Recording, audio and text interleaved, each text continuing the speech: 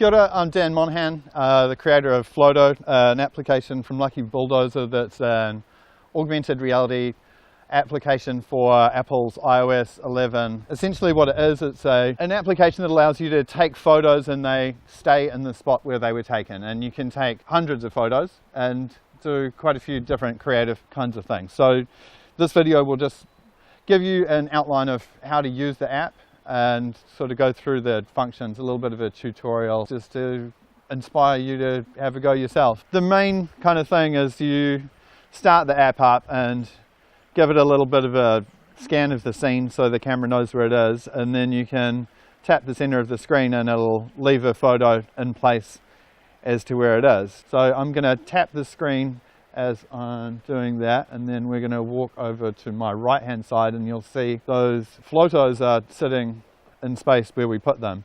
So I can use the scale slider to make them bigger. I can use the opacity slider to make them more translucent, and I can actually make them animate, so I can hit the play button and they will cycle through all of the frames. Change the playback direction. Okay, I'm going to demonstrate the movement record feature. If you click on the camera icon and switch it over to the dog, it's going to take a photo as we step back automatically.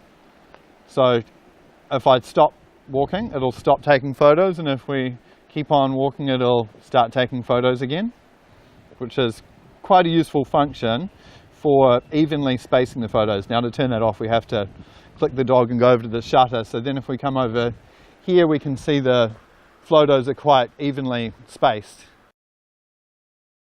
Okay, so now I'm going to demonstrate the video mode. So you use the frames per second slider and take it down to probably about 12 or something, because anything higher than that and the thing starts to stutter. And to activate it, you click on the camera and then you hold down, do a long press. Now that is taking hundreds of photos. So let's stop and we can move over and see we really have a lot of photos here. They can be played and use the frame rate slider to get them to animate again. And obviously the scale still works and opacity still works.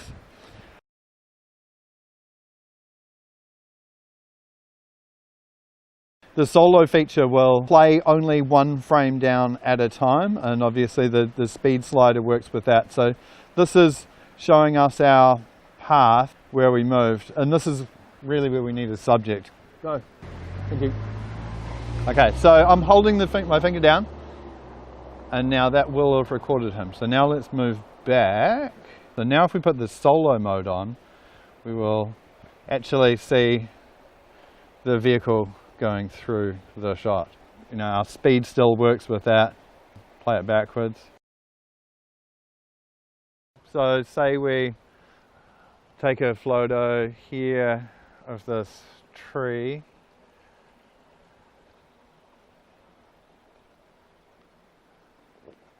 See that we've got that. Now if I hit the save button here, it'll take a photo and I can say tree, return and submit, and so now that's going to save to the local device, and then I theoretically should be able to throw that away and then load from the device and load the tree, and then hey presto, the tree is back in the same spot. So to get the panorama effect, start with an image about the size of the screen, so we can overlay that with another Floto, so then move around and do quite a big sweeping arc of a movement, and then we'll move back a bit, quite a bit, don't fall in the river. Okay, and we find the background is actually a bit of an annoyance. We can hit this button here and it'll just hide it so we can see our photos, and then do something like rescale them. Let's move back a little bit more. Change the opacity so now they're blending together and we get what's quite a nice panorama effect.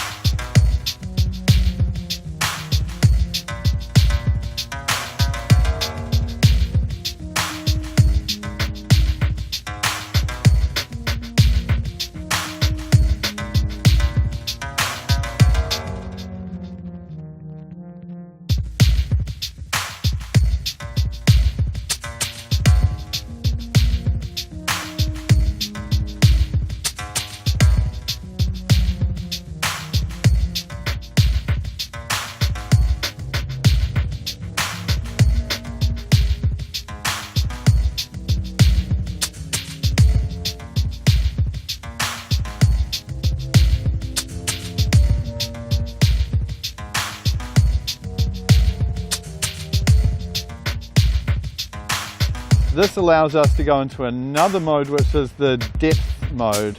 They all suddenly disappear, but oh, now we've got rain. So slider city. Yeah, this is a very hard feature to get to work. Yeah, I'll let you know when this one actually works. Yeah, I don't like doing this.